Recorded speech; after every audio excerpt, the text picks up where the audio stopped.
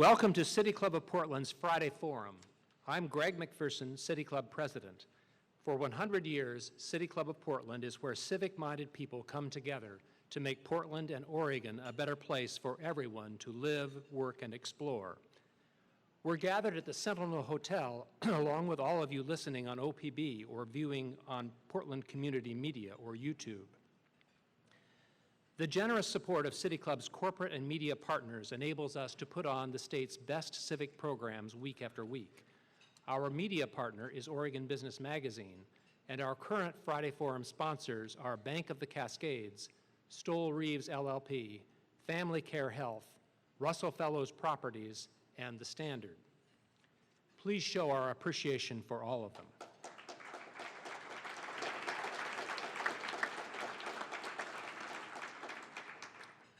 African Americans constitute nearly 1 million of the total 2.4 million people incarcerated in the United States. On a local level, blacks are 6 times more likely to be in Multnomah County jails than whites, according to a recent report by the MacArthur Foundation. Joining us to consider this issue are representatives from the criminal justice system. They are Lane Borg, Executive Director for Metropolitan Public Defender Services, Kevin Modica, Portland's Assistant Police Chief for Community Services, Multnomah County Judge Edward Jones, and Rod Underhill, District Attorney for the county. Moderating today is Erica Pruitt, Adult Services Director for Multnomah County Community Justice. Before we hear from our panel, County Commissioner Judy Shiprack will provide an overview of the MacArthur Foundation report. Please welcome our guests to City Club.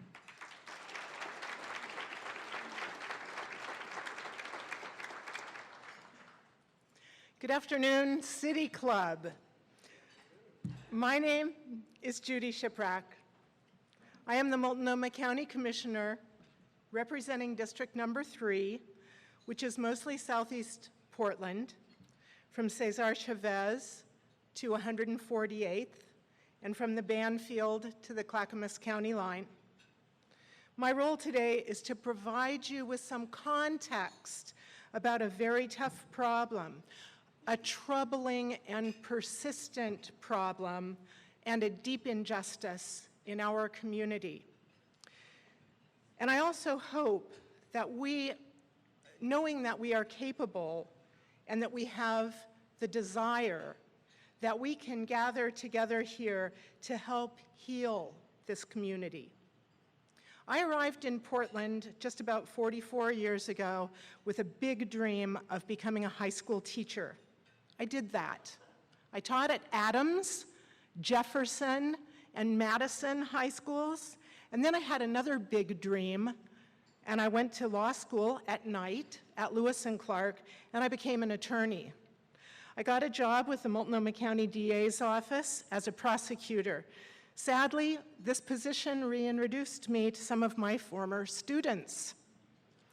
Then I went to the state capitol as a representative from Southeast Portland, from a blue-collar district, for 3 terms of office. With that background, I was elected to this office in 2008, and I am term limited, so this gives me an additional sense of urgency. I am currently the co-chair of LPSCC.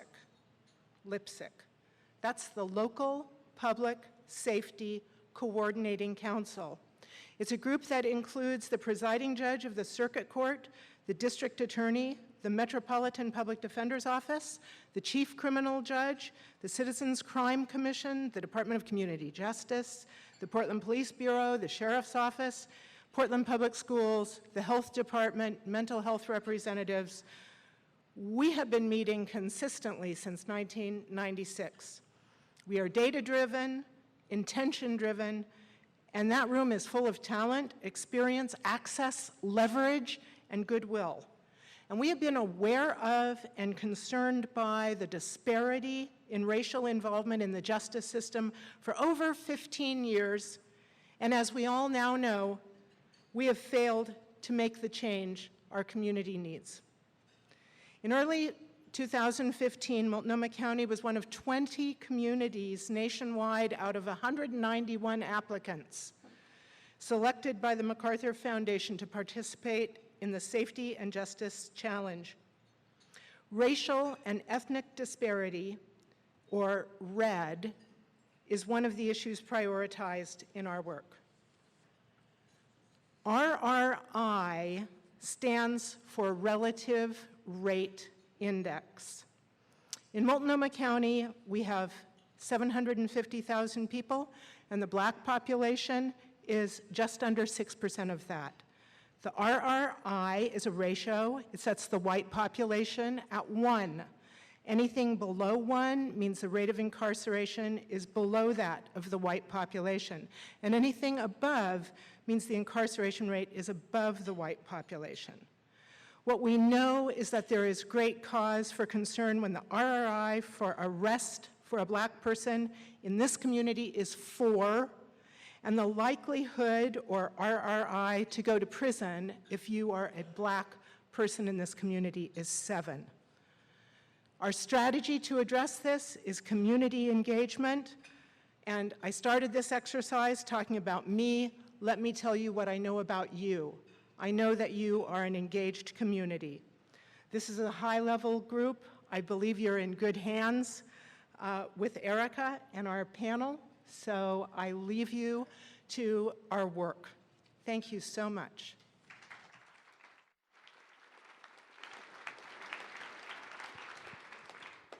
Thank you so much, Commissioner Shiprack. And if you're just tuning in on OPB, you're listening to the City Club of Portland's Friday Forum, and we're talking about the racial disparities in our local jails. I'm Erica Pruitt of Multnomah County's Department of Community Justice, and I'm honored to be here today with Portland's Assistant Police Chief, Kevin Modica, Circuit Court Judge Edward Jones, Public Defender and Advocate Lane Bork, and District Attorney Rod Underhill. So thank you for being here today. So I want to just start on the conversation. So first of all, understanding that there are several decision points that contribute to the troubling disparities that were identified in the MacArthur Red Report, I want to ask you, Chief Modica, and Rod, I want you to share some here as well. What are your thoughts on how we got to this place? Please elaborate on what worries you about the criminal justice system that you have the influence and the power to change. So, Chief Modica. Thank you, and good afternoon. I'm a lot older than I sound. My voice just cracked, so I'm not 12, I'm 57. I've been 30 years with the Portland Police Bureau, and before that, about 5 years working for a local county in jail. And I determined I did not want to be in jail for 30 years, so I came to a municipality to work for the police force. So there are two sides of context to this. One is it is abundantly apparent that communities of color have been over-policed in America. It is abundantly apparent that as police leaders, we have to have enough organizational courage to admit that what those thought were notional truths had always been happening. It really came to life as our social media platforms illustrated many of the troubling scenes and interactions that have occurred across the country, and especially in communities of color. And that's not to vilify police work or law enforcement. As eloquently as our Attorney General said yesterday, these are moments by which we are all judged. Having said that and seeing this data, it is time for us to change our practice and inform our practice by policy. And if you're a historian of the last 20 or 25 years, there were a lot of things that motivated law enforcement to heavily suppress, to stop and frisk, the war on drugs. And, you know, I think it's pretty apparent that while there might have been some successes, it really has been a failure for the general society, and that we all feel it. And we have an obligation to move forward and change our policy and practice. Thank you, Chief Modica. Rod, what do you think about that? What brings us to this place? Well, thank you, Erica. And I want to begin with thanking City Club for bringing us all together and having this very important conversation, and also MacArthur's work that helps bring this very critical conversation to the forefront. It is it's just imperative that communities of color have confidence in their public safety system. I, like all of you that have read the report, found many aspects of it troubling and in many ways disappointing. We believe we have an outstanding public safety community here, that we sometimes think we're maybe immune from some of the other troubles that occur around the country that AC Medica just referred to, but the truth of it is we have those challenges here, and it's time to roll up our sleeves and look closer at ourselves and figure out what we can do. When I read the report, it's accurate to say that as the district attorney in Multnomah County, I have touch points in essentially every decision point. It's also more accurate to say that my office is more primarily responsible on some of those points. One of those points is sentencing. When I look at that sentencing information, when I think about it, it's accurate to say while I don't sign the judgment order, Judge Jones, for example, hasn't allowed me quite yet to do that, the district attorney's office is really at the forefront of those conversations. So when I read that information, I'm bothered. Bothered is maybe too polite of a word. I look at other parts of that, of the assessment as well. Some, for example, deal with the cases that are referred to my office and what we move forward, or in other words, issue. Cases convicted and sentenced to jail. And while I recognize that we, as a district attorney's office, do not add to the RRI, we do not add to the disparity, which I'm proud of and thankful for, I also need to remind myself that we do not make it better. We do not reduce that disparity that initially comes to us. When I look at what can we do to possibly change the trajectory of this conversation, I'm encouraged to know that even before this report, the Multnomah County District Attorney's Office and other members of the public safety conversation, not just in Oregon, but not just in Multnomah County, but in Oregon, did some dedicated work on prison reform, House Bill 3194. 3194 was passed in July of 2013, and in a nutshell, it essentially asked us to send less people of whatever race, background, ethnicity to prison, and that we could take those savings and reinvest them in our community. Multnomah County rolled up their sleeves, participated heavily in that effort. I did personally as well, and that bill passed. And Multnomah County then came up with a program called the MCJRP program. And essentially, without going into the details, 1,000 people who are, according to the sentencing rules, predetermined to go to prison, according to the sentencing rules. And before the MCJRP program, 55% of those did go to prison. So 550 out of 1,000. Today, our statistics tell us that over 50% reduction because of that program. So in other words, we now are only sending 30% to prison. 22.8% of that MCJRP population are individuals of color, and specifically that number applies to their individuals that are African American. What we don't know, and what people at this table and some of you out in the audience want to find out is, has that program, while we've done a great job of sending less people to prison, have we impacted in a positive way the RRI rate? And that's work that needs to be done, and we're looking into it. Okay. Thank you, Rod. Lane, in the Oregonian, you stated that we must take unequivocal ownership of this discrimination and put a stop to it.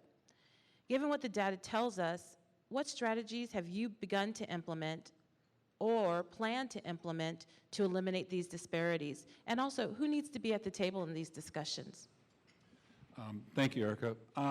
Okay, I will get to that. I just want to give a brief comment on how we got to where we are, because I don't, I understand what Assistant Chief Medica and Rod have been saying, but when you look at this report, it's a 20,000-foot snapshot of a very troubling system, but it doesn't tell us enough of what we need to know. We need the details behind it.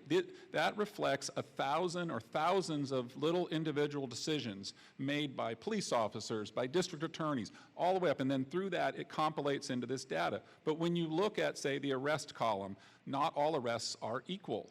And while I agree, and I've been part of the MCJRP process, I agree that it is doing tremendous work in the state to divert people from prison.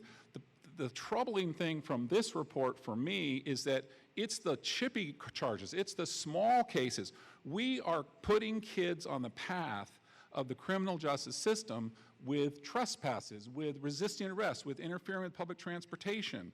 And these are offenses that are, the relative rate index is way over 4, it's way over the average. These are drivers to this. And we're doing this at a time when we've systematically disassembled any other social service programs other than schools, which are underfunded, and jails, which in my opinion are overfunded.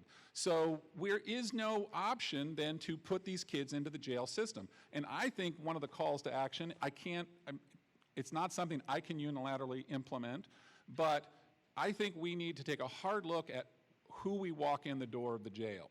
And we should be very resistant before we walk some kid into jail or some young person into jail, because that is going to have a stickiness on them that will literally haunt them forever. Expungement isn't the answer, because the internet, you live forever on that, and it's just every little arrest, every little conviction, even though it might be not a jail sentence now, it just weighs on them and weighs on them and weighs on them, and we are condemning this whole group of people to live a less fulfilled life because of what we're doing with this process of thinking we're doing the right thing, of we're going to arrest them for this disorderly conduct or this bear jumping. In terms of implementation, the worst thing that could happen, in my opinion, is we have this moment and then we go away. We don't do anything. We have to own it. I am confident, having gone to the MacArthur site visits over in 2015, that, and I said this in one of the early meetings, I'm positive that other jurisdictions are going to find the same thing we did, and they're going to run away from the data. The community that wins, the community that does the right thing, is the community that runs to the data. And that's what we need to do, and that's what I intend to be a part of.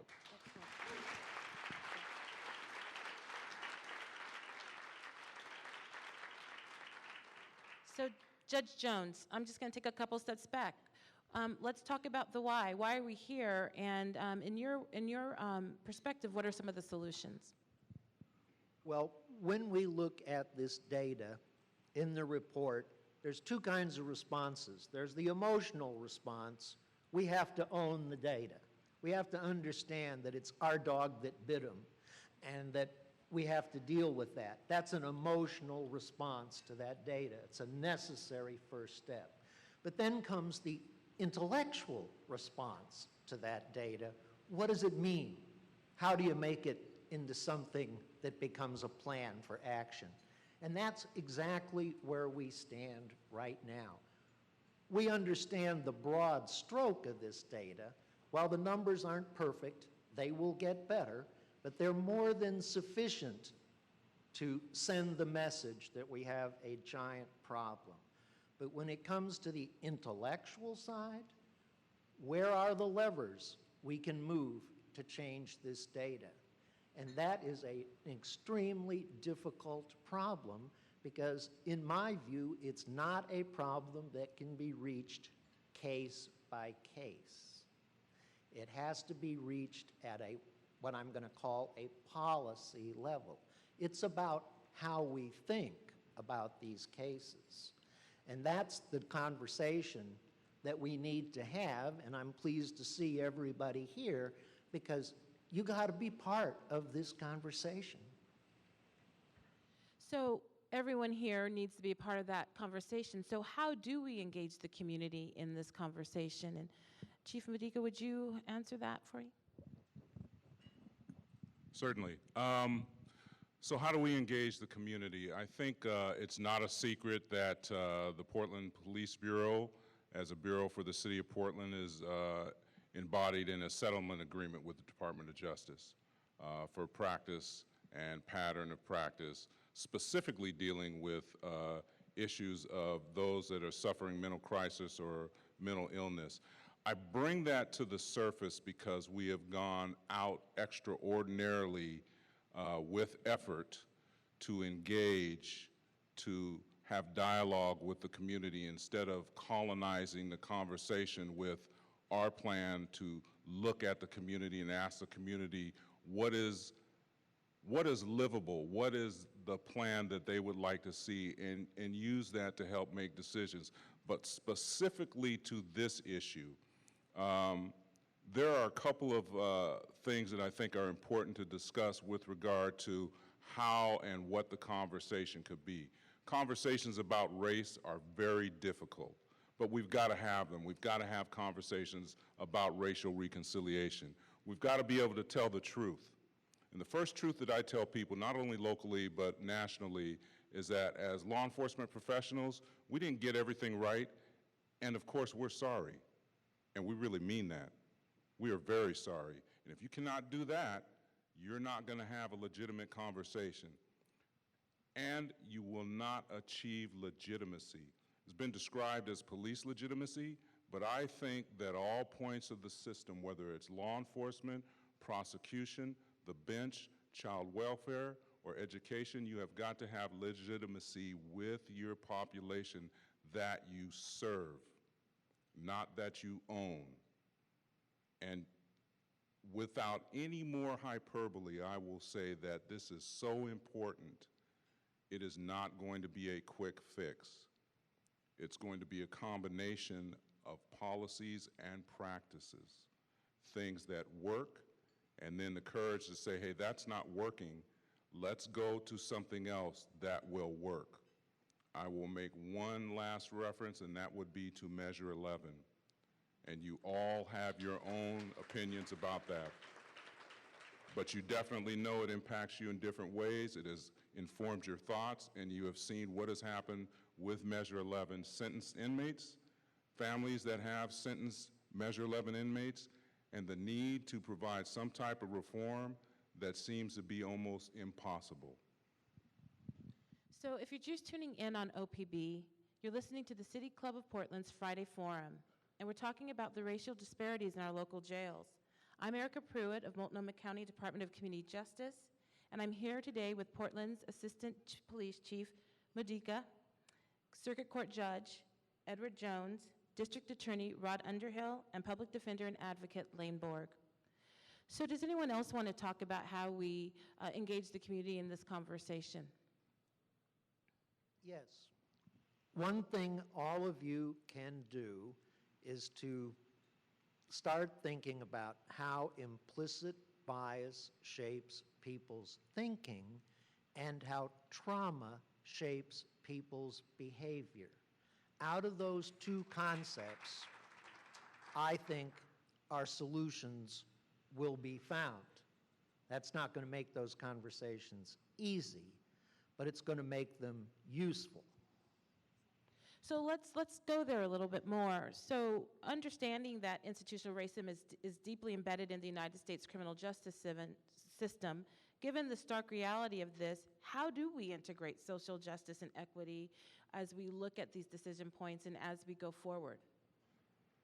I'll take a shot at that. Okay.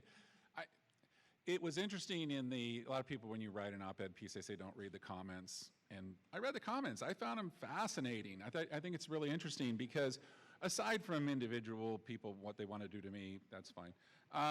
You see two pervasive themes coming out of that, and that is one that, well, it's this way because black people commit more crimes. And we know through a lot of empirical research that just isn't true. But the other problem with it is in this report is that the conviction rate is a reflection of the charge rate, not a reflection of the crime rate. And this is what our friends in the victims community tell us all the time, that there's lots of crimes being committed out there that don't get charged.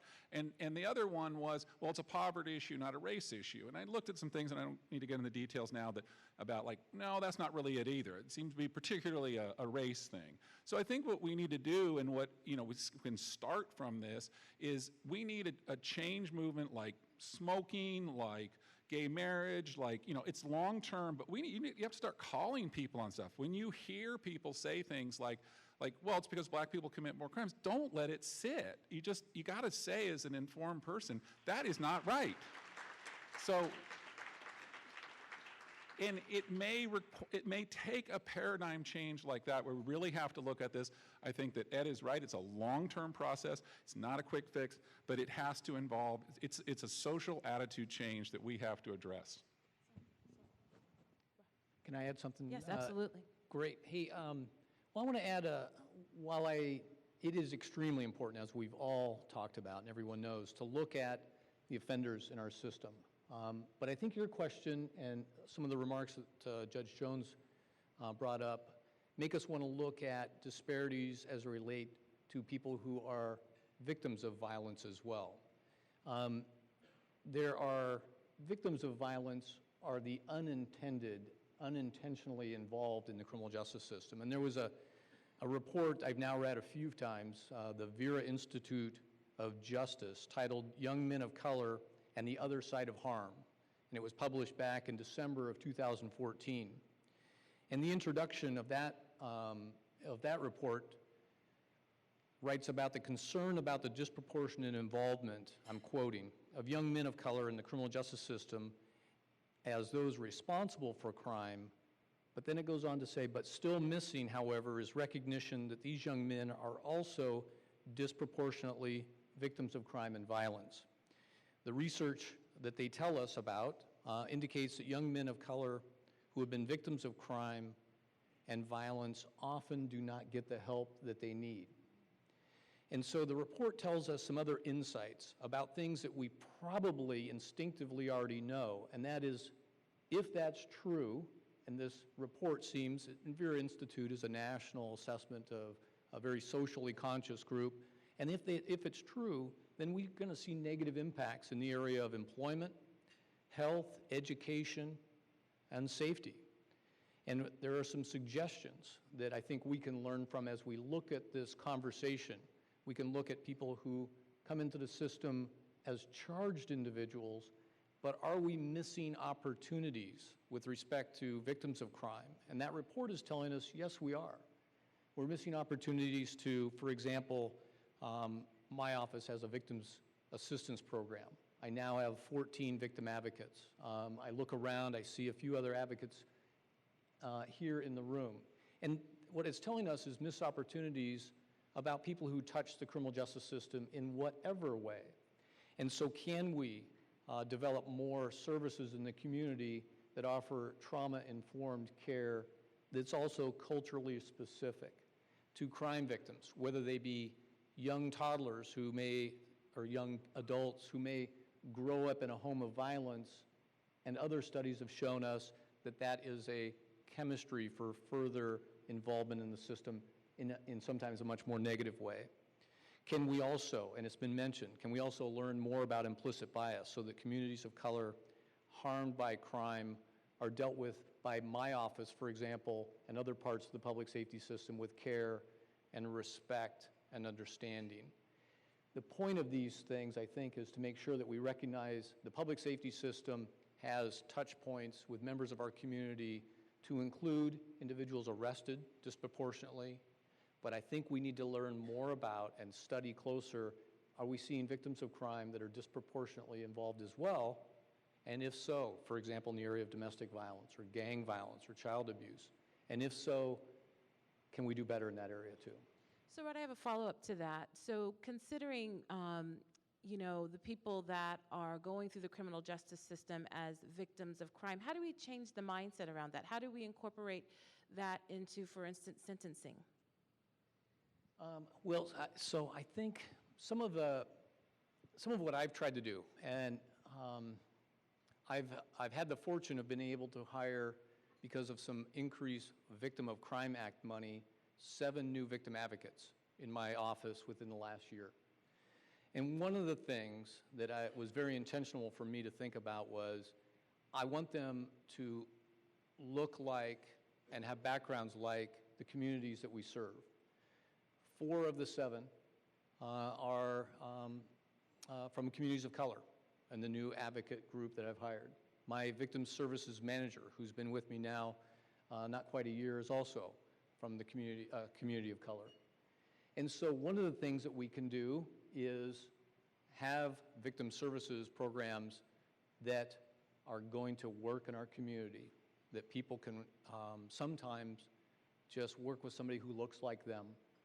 But then also, we need to expand further into services programs. So it's part of it's, all right, I got to get my own, so to speak, shop in order.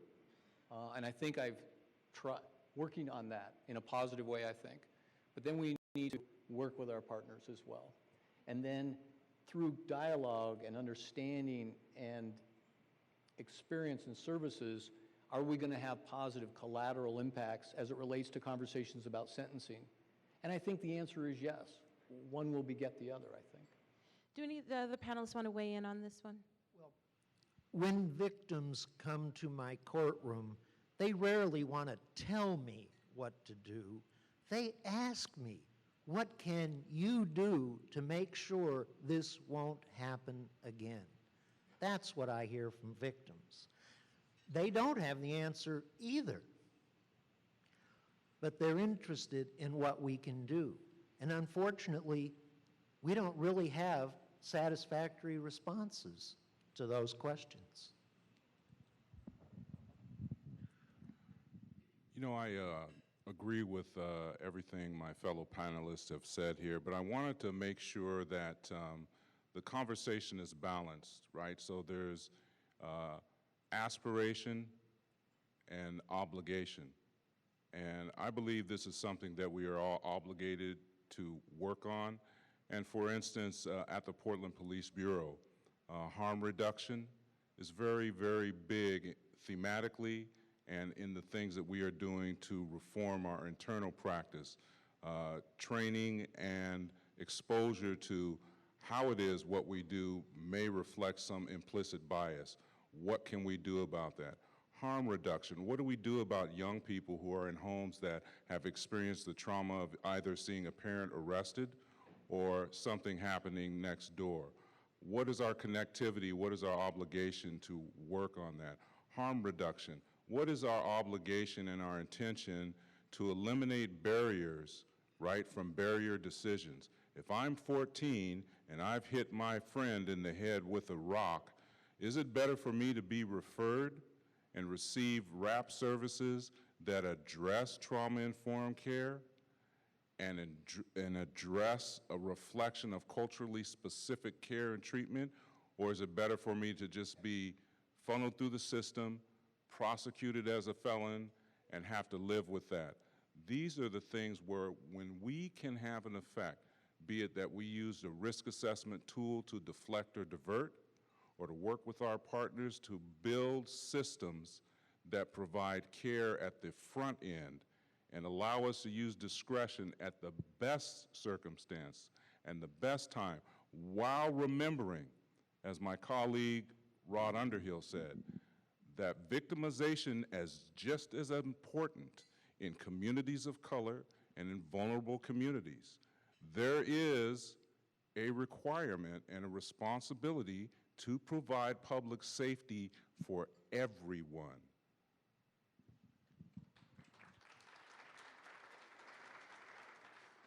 Eric, I just would add to that it's interesting to me in what I hear Ed and Kevin and Rod talking about, and I certainly support, is that all of that happens or only happens when you have true judicial discretion.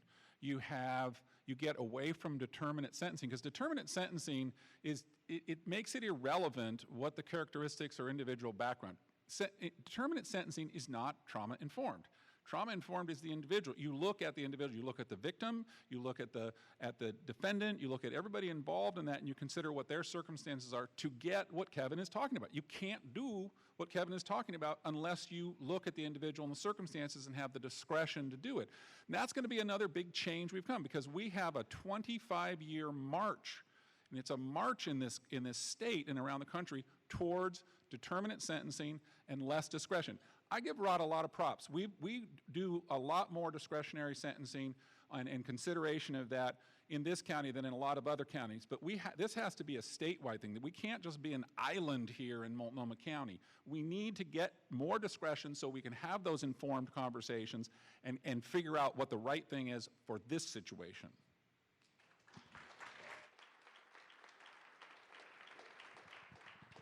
Understanding that this is a long-term process.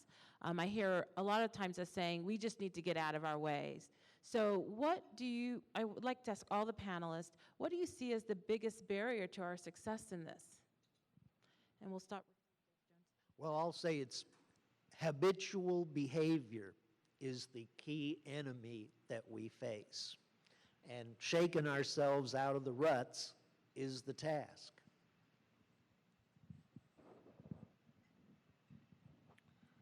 You know, I would say quite honestly, ground truth, it is the fear of loss rather than the anticipation of gain. We can make gain in our society and our civic, organizational responsibilities by moving forward on what we know is the right thing to do.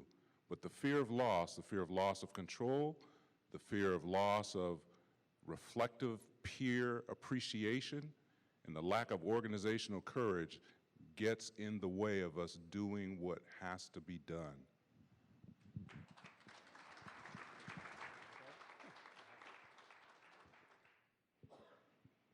So, in addition to what's already been said, I believe we need to have serious conversations about services available in our community.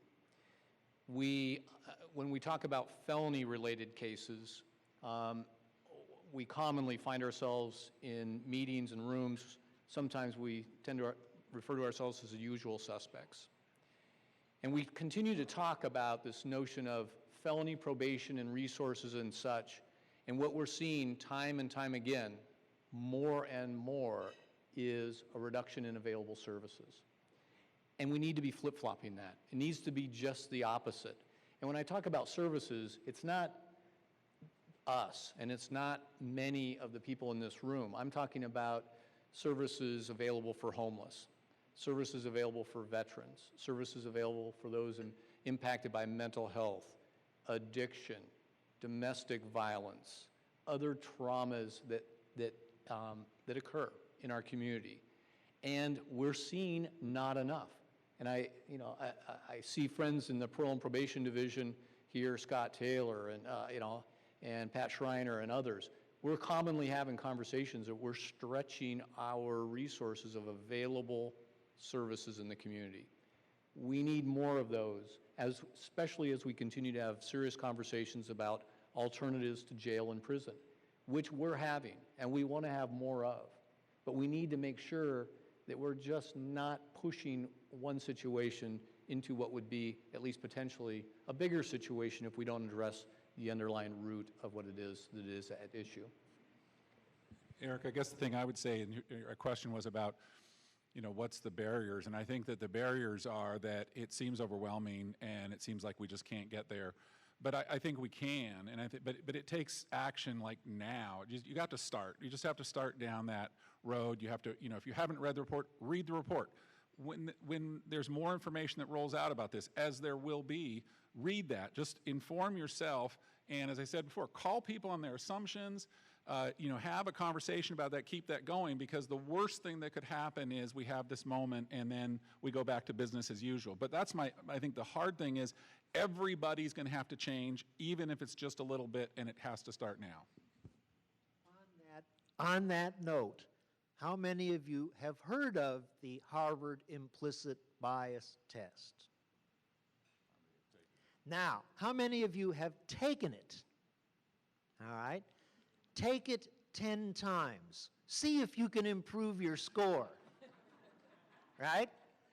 Because that's the beginning of some insight into this problem. Everything starts from looking inward. Then we can start moving on to make some progress. I want to make sure that our comments are not unintentionally twisted. I've been in this profession for 30 years. I wear this uniform as an artifact of the responsibility that we have to the men and women and children and families in the city of Portland and the state of Oregon. In the state of Oregon, we most recently lost a fellow law enforcement officer. A very sad day. The commonality that you will hear when law enforcement is described: great person, family person, community connected, diligent to the job.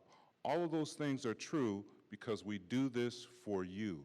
I do not want for 1 minute anyone to think that as we discuss these very serious issues that we are putting the burden and the blame on any one piece of the system or accusing anyone of being a racist and being power hungry or not caring about people. It is in fact because we care about people that we engage in this work, the hard lift, the leadership, and the courage to discuss and move forward to repeal and build better policy and better practice for everyone. Thank you so much. Okay, so I want to end on a note that talks about vision and hope. So I want each of you to just give the audience a sense of understanding that this is overwhelming, understanding that what was revealed in the report is going to be long-term for us to make some of those changes. What is your greatest hope for our future of our community related to this?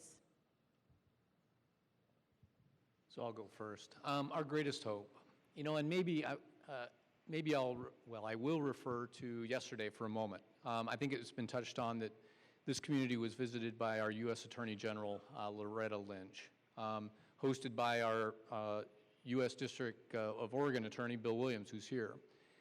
That was a moment of great hope in many ways because she was here for a reason. She was here because this community is an outstanding community. We're an outstanding community for a number of reasons. One of the most remarkable things about us is that we communicate with one another. We, I think, like each other, we challenge each other, and we are ornery at times with each other when we need to be. But always with a well-intentioned motivation to make us better at what we do. And our U.S. Attorney for the United States came to let us know that that's not lost on her or the rest of the country. We got to hear about it. And as I was mentioning, and I'll wrap up, as I was mentioning to someone else, it was a great couple of hours that many of us got to spend with her and talk with others and hear kind of positive things. And then as I said to somebody as I was leaving, heading back to the office, time to get back to work. And so that's another part of what is great about this community. And I think the vision for hope is we're not done. And in fact, this report tells us we're far from done. In many ways, we really need to roll up our sleeves and get to work in this area.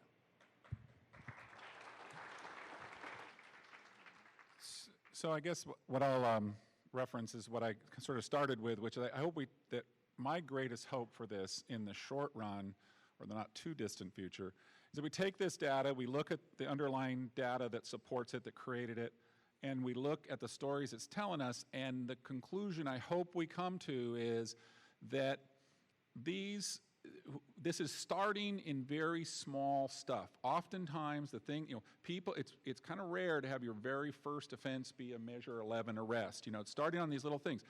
And those are discretionary calls, and I feel like we're making these calls on shoplifting cases or TriMet cases or trespasses cases. We're making this call because we have no other alternative, or the police, Kevin and I have spent a lot of time together on this and agree.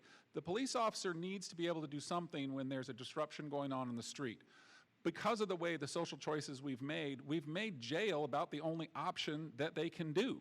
And I'm hoping that we can, through this report and through this research, learn that that is so damaging, that it is hurting that individuals and collectively hurting our society, and that we can be reinvigorated to find another alternative, find a different door to take that kid through so that it doesn't start them down the path to where you see that picture when they're 35 or 40 years old and you're saying, oh gosh, that guy, of course he's going to DOC. Well, let me say that what makes me hopeful is that we have not descended into the blame game. In other words, the various components of the system are working together.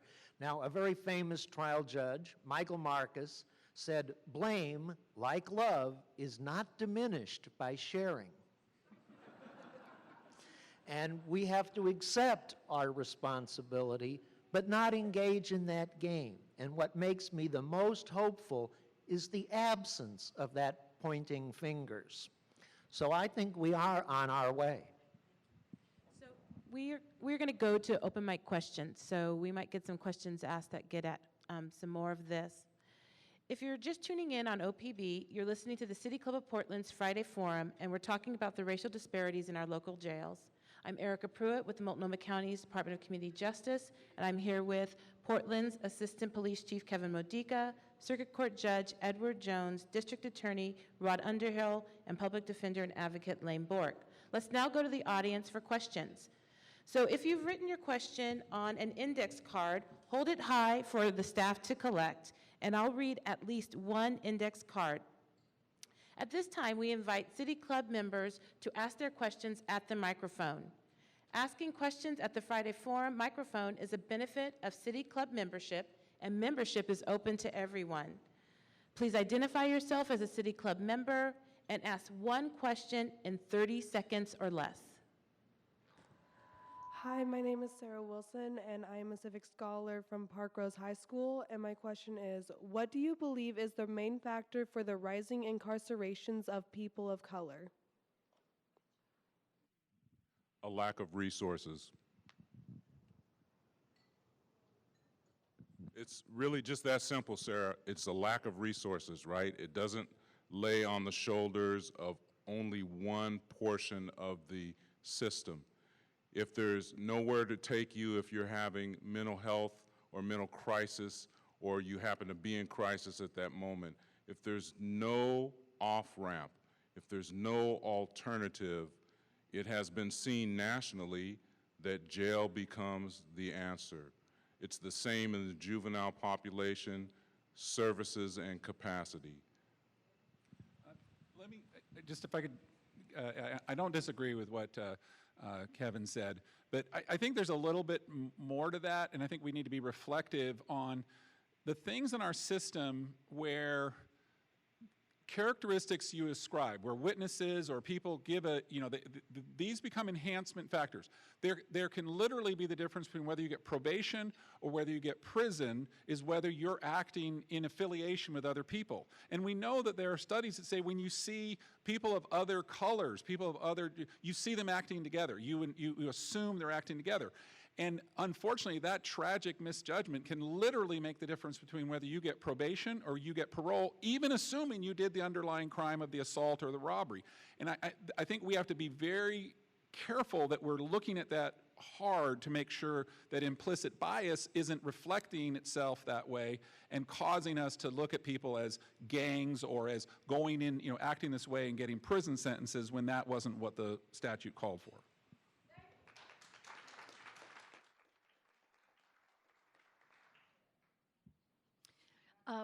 Good afternoon, gentlemen. My name is Betty Dominguez. I'm the Director of Policy and Equity at Home Forward, which is the housing authority that serves Multnomah County. And this isn't a question so much as it is just a comment and address specifically to Lane. We went to ban the box in employment a couple of years ago, and we knew that wasn't enough. So we are now working in partnership with Metropolitan Public Defenders. We've allocated funding, and we're in the middle of program design to work on expunging records for all of the young people and young adults that live with us. We know that that's also a barrier to housing. It's our first step towards moving to ban the box in housing. So very pleased to have that partnership with you. And it's a one-year program, so we'll be happy to report back and see how it did and if we can expand it. Thank you. And thank you very much. I think this is a great program. Urias Johnson, Director of Civil Rights for the Oregon Attorney General, member since 3/1/2016.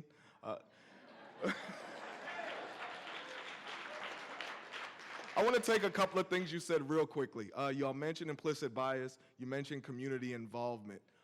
If people remember, just recently, a young lady got fired for doing a report for the sheriff that found excessive use of force. One of her points were what was actually being taught was being undermined by the images and attitudes of the presenters.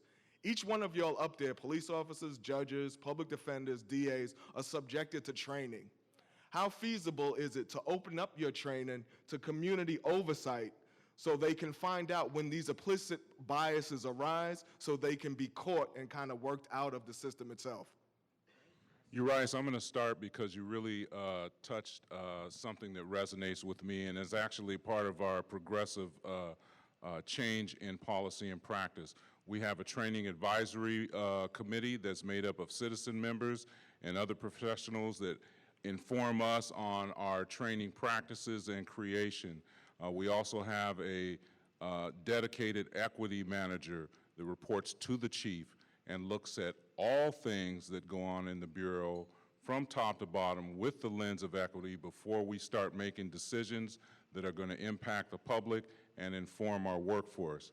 I would say that because these movements are newer, that the data may not reflect what people are saying they experience or that they experience, but I certainly guarantee to you that we are on the road towards that type of transparency in what we do with regard to training at the Portland Police Bureau.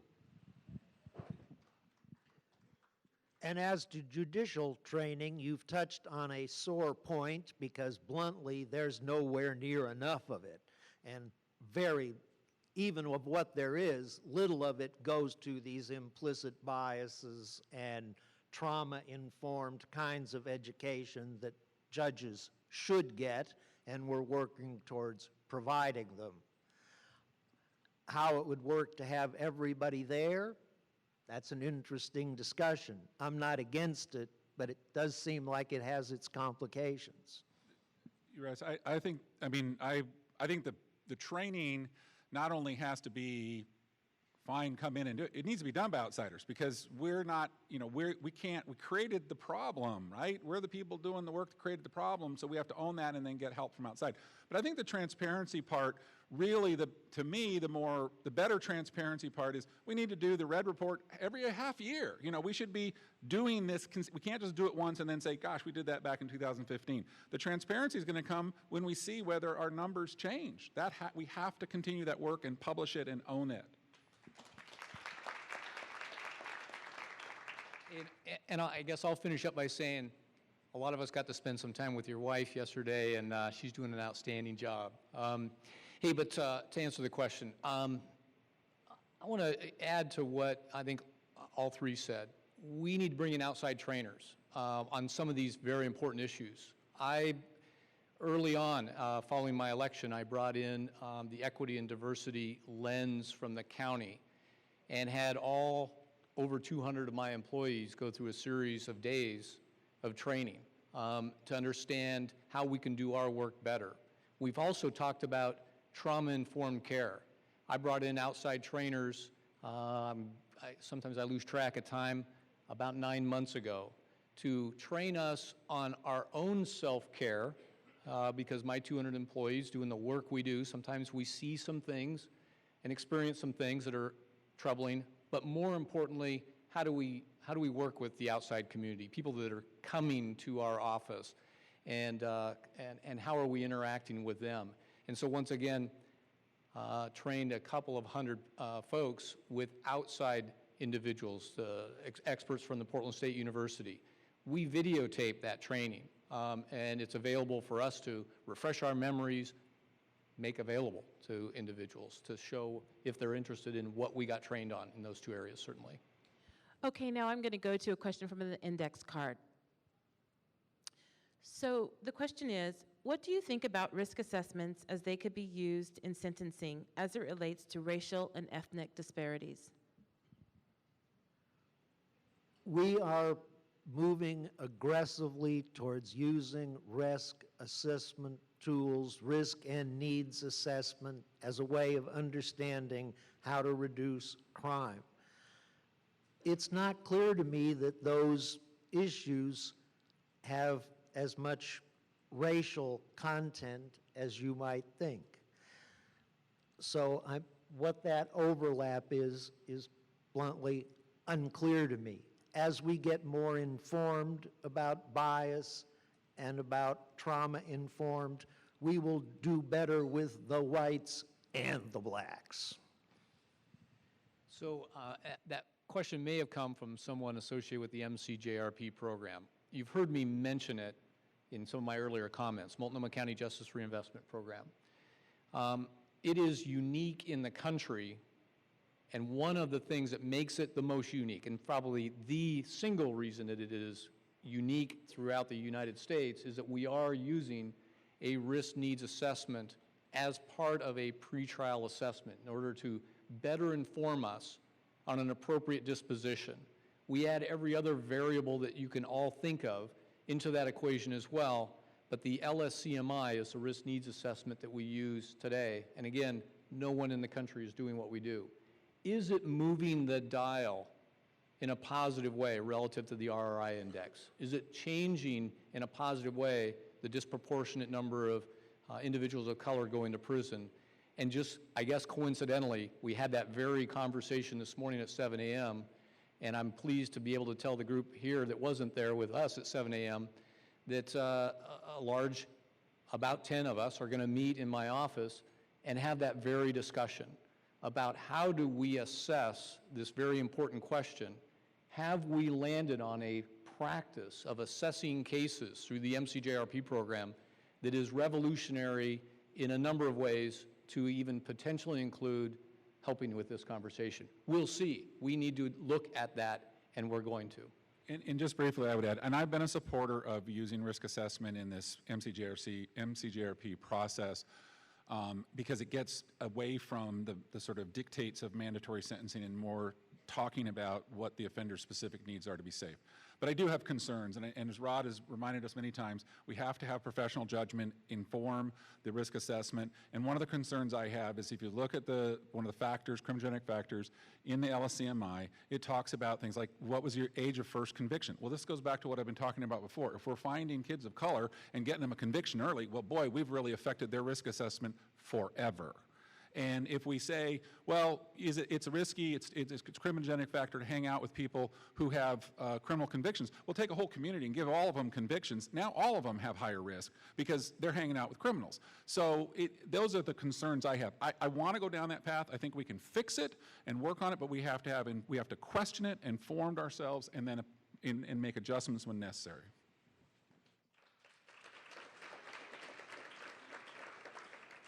I wanted to add one thing is that when you start talking about using a tool that can be described as a risk assessment tool, along with Lane's concern, I think we have to be very careful. But the one place where risk assessment is not formalized is at the point of contact. And nationally, that is something that we are following, we are very interested in looking at, and there may be opportunities for us to begin using that type of tool, but with very, very serious care, because we want to get away from labeling. We don't want to administer something that we don't have the skill to administer, and it's got to be relevant and valid. Okay, we're going to take one more question from the audience.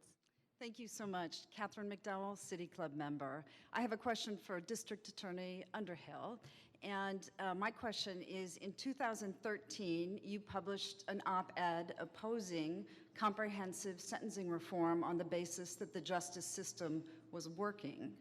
Based on the MacArthur Foundation report, which indicates that the justice system is clearly not working for communities of color, were you wrong then, and will you reconsider your position on comprehensive sentencing reform now? Thank you.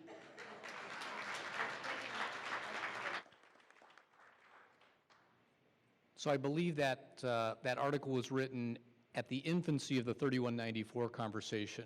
The original iteration of 3194 was much different than and when I say 3194, that's the prison reform bill that I mentioned earlier today. It was a different iteration, and that, I believe, goes to the heart of what I was talking about at the time. I then rolled up my sleeves, got to work, worked with the governor's office, key legislators, and I have to say, in a moment, I guess, of pointed, not attempting to brag, I helped to bring the Oregon District Attorneys Association, the Chiefs of Police, and the Sheriff's Association from Oregon, all in support, as I was, with that prison reform bill, House Bill 3194. So while I had early concerns about that version of the bill, I got to work on it, and then I believe made a difference. And I think this community is really experiencing the positives of House Bill 3194, and I'm quite proud of that work. We're out of broadcast time for further questions. This is Greg McPherson, President of City Club. Please join me in thanking our guests, as well as Walter Robinson of the Friday Forum Committee, who produced today's program. We are adjourned.